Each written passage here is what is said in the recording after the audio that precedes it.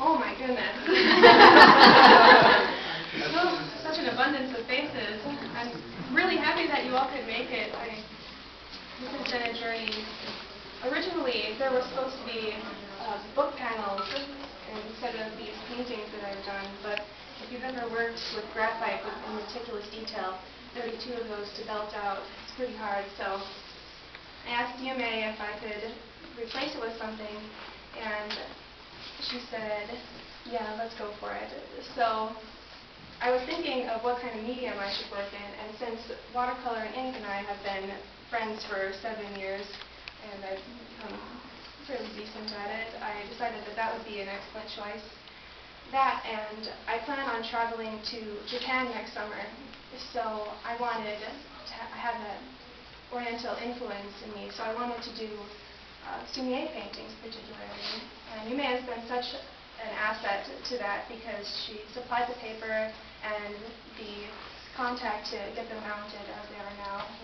Maybe I was really surprised. So after about a month I had finished them and I sent them to Taiwan, and then I was like,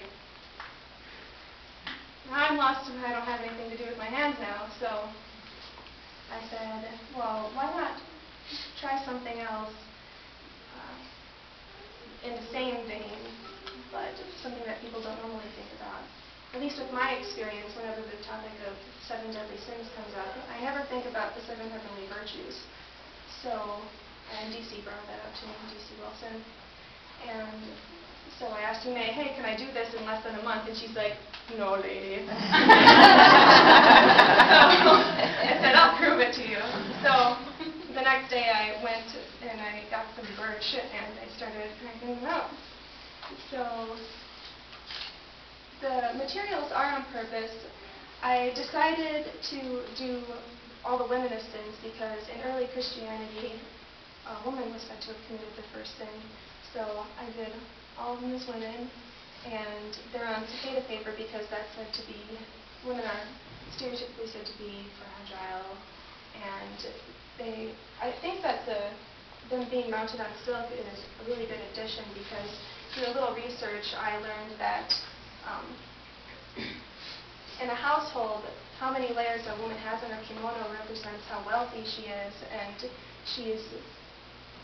and you can't really move around in these things, so she's more like an ornament instead of a person and a symbol of wealth. And then the men are depicted on wood because they're just, they set their roots in and they're stereotypically the strong powerhouse of the family. So yeah, it was just my decision to do my spin on a popular theme and not make it as cliche as you would normally see them when accompanied with the virtues. I suppose that opens it up for questions. If you could bring Bonnie back up too, and we could get both of you. Yeah. Any questions? I get a bunny.